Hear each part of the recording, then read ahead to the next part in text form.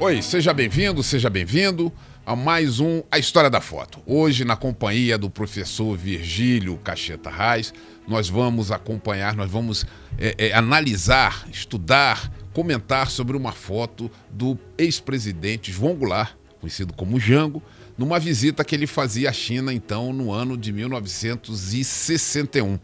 João Melchior Marques Goulart, ele recebeu do governo chinês o convite para visitar a República Popular Democrática da China, dado a simpatia que existia entre o governo chinês e aquela figura que tida como de tendências de esquerda. Então, João Goulart vai, autorizado pelo Congresso Nacional, visitar a China. Professor, tudo bem? Tudo bem, mais uma vez obrigado pelo convite. Já de uma primeira vez, de um primeiro momento, eu faço uma pergunta, professor. Nessa oportunidade, então, João Goulart, na China, Jânio Quadros renuncia à presidência da República no mês de agosto de 1961, justamente no momento em que João Goulart está, então, no país asiático. Haveria ali uma armação, um pensamento, alguma coisa de Jânio Quadros dizendo: vá, que quando você for eu vou aproveitar para estabelecer uma crise e levar a uma situação em que a minha renúncia não seria aceita, eu volto com força, eu permaneço com força na presidência da República. Existe essa possibilidade? Você consegue imaginar que isso tenha sido um raciocínio de Jânio Quadros? Sim. Jânio parecia intempestivo às vezes, mas ele era cerebral. Então, nesse sentido, encaminhar o vice-presidente, que tinha fortes vínculos, ideológicos, com Getúlio Vargas, com o trabalhismo. Na época da Guerra Fria se identificava muito o nacionalismo, o trabalhismo, como se fossem automaticamente comunistas, nessa linguagem mais reduzida, mais simplificada da Guerra Fria. Então é possível que Jânio Quadros tenha tentado se aproveitar dessa situação, ao aproveitar a viagem simbólica de um vice-trabalhista à China comunista, de maneira que ele pressionasse o Congresso a lhe conceder mais poderes em troca da continuidade. Só que a manobra teve o resultado inverso. Certo. Professor, o governo brasileiro ele buscava uma política externa de não alinhamento. Quer dizer, ele se abria para países asiáticos, se abria para países que estavam buscando sua independência, que tinham conseguido independência recente na África. E aí a minha pergunta é: se justificava naquele momento essa viagem? Era essa a justificativa do não alinhamento, essa viagem de João Goulart à China? Sim. Tanto a China esperava auferir ganhos políticos e econômicos, como o Brasil também. Embora a China fosse comunista, ela nunca quis ficar na órbita da União Soviética. Ela queria caminhar, digamos, com as próprias pernas e, digamos, uma oportunidade de ter laços com o maior país da América Latina era um momento de ouro, no sentido de se afastar, não romper, se afastar da União Soviética, e para o Brasil também, não de romper, mas de se afastar um pouco dos Estados Unidos. Mostrar uma autonomia, mostrar, digamos, que o Brasil tinha condições de formular o seu próprio destino dentro do arco ocidental. Não significava romper com a chamada democracia capitalista, mas ter mais autonomia como outras potências tinham, né? A França, a Inglaterra, né? A Itália, né? Então a própria Argentina.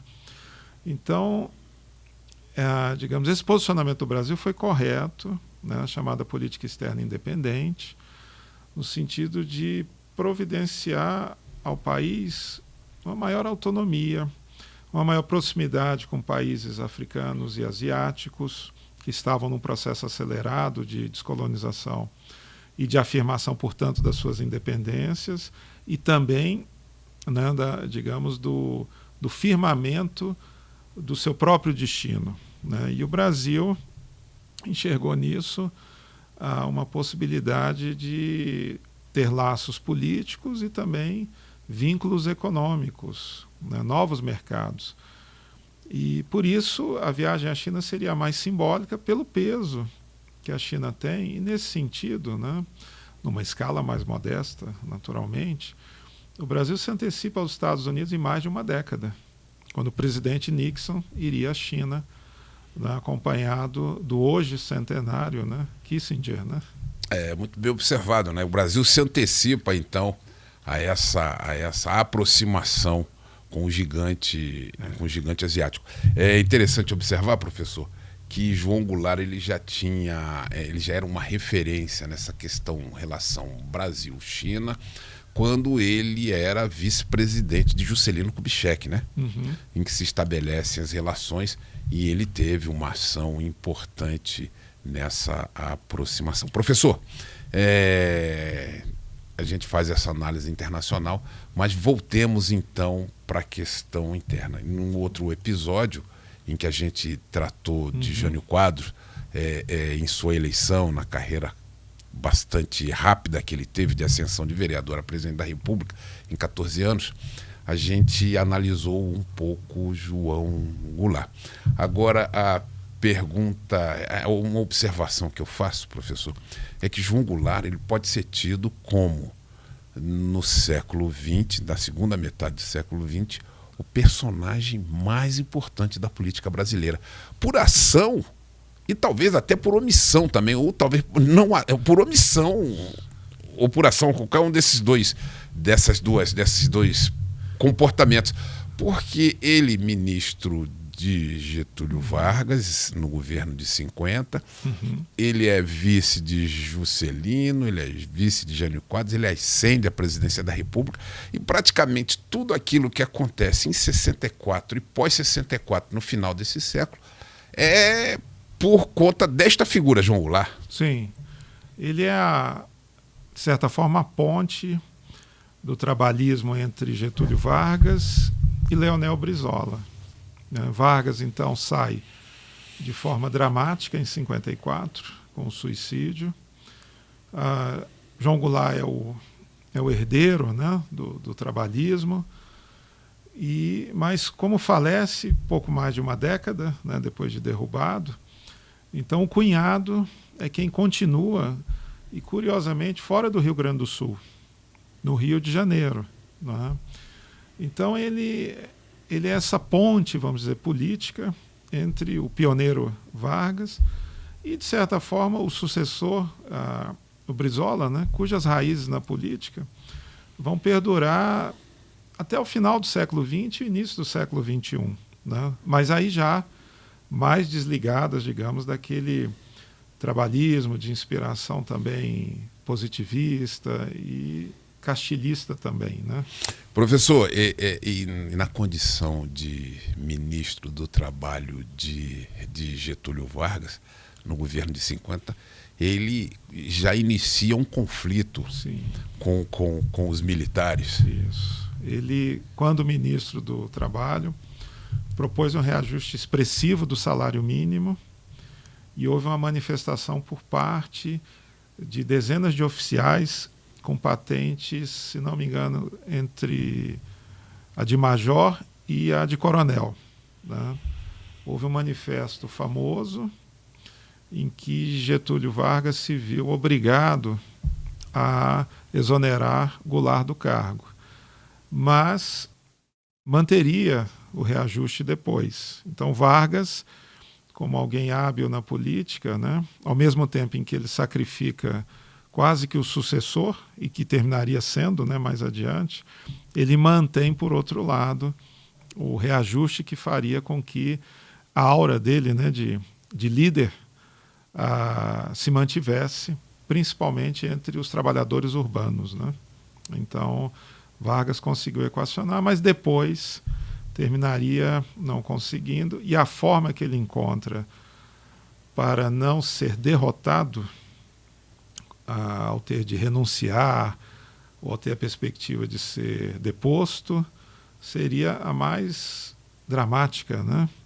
Que seria o suicídio.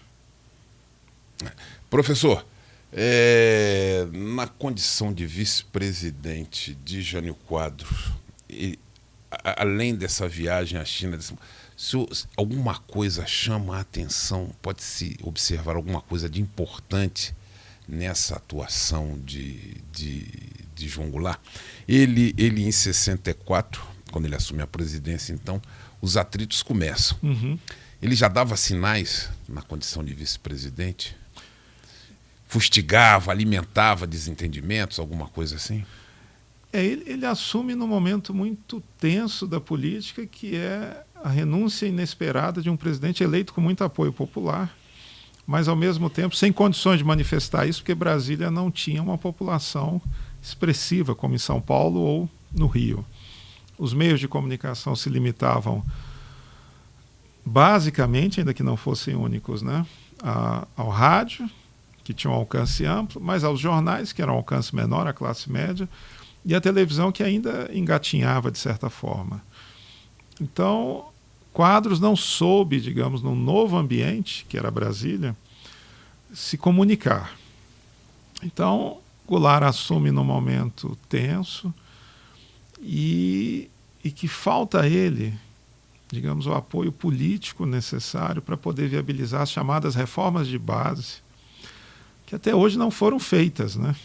Se tem dificuldade hoje, mais dificuldade deveriam ter à época. Né? À época.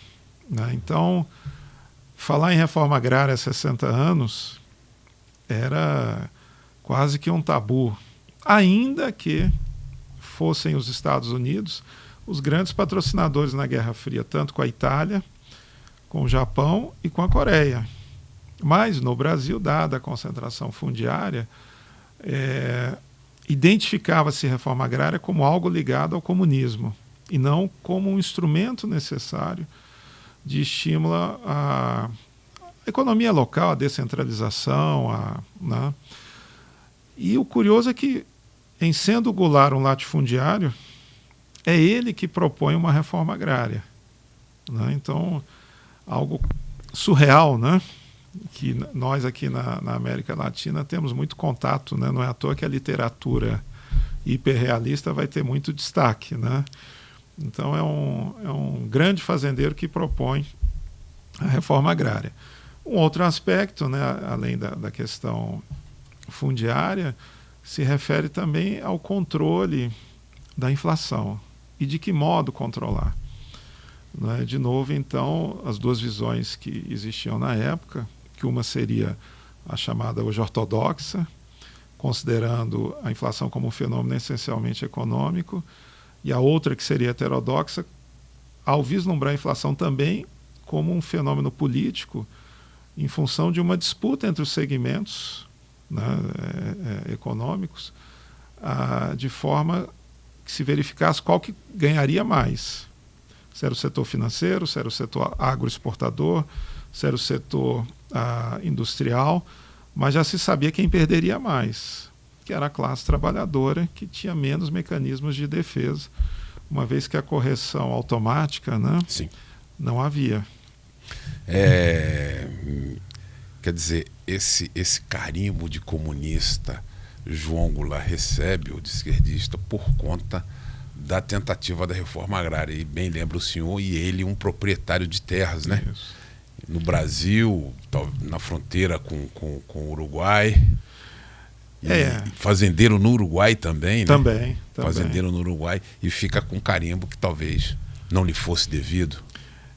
Que era algo que o governo americano na região iria colocar, e havia já um caso dramático, que foi o caso da Guatemala, em 1954, em que o presidente Jacobo Arbenz, ele mesmo de origem militar, né, havia proposto que nas terras não cultivadas da United Fruit fosse feita a reforma agrária.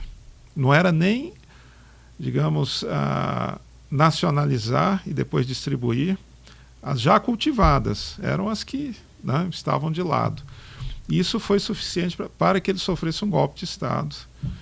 E em função da nacionalidade suíça, né, da dupla nacionalidade, ele conseguisse sair do país. Então, já havia essa questão, né? E para os americanos, até antes ainda da Guerra Fria, ou antes da Segunda Guerra, que foi a reforma agrária feita pelo México na Revolução de 1910, que talvez tenha sido a maior tentativa na região, e que afetou interesses de empresas norte-americanas, né, principalmente na área de mineração. Então, vamos dizer assim, as corporações norte-americanas, a reforma agrária na região era um problema. Era um problema. Junta-se a essa também a de Velázquez Alvarado, né, já no final da década de 60, no Peru. Ele também, estou falando do presidente da Guatemala, de origem militar, e que faz uma tentativa de reforma agrária e outras que eram tidas como não bem vistas, né? Como subversivas. Né? Subversivas pelo capital americano. Professor, agradecemos sua companhia na análise dessa foto, da visita do presidente João Goulart, o Jango, à China, período em que se dá então a renúncia de Jânio Quadros à presidência da República. Agradeço a sua companhia e nós o aguardamos para um próximo A História da Foto.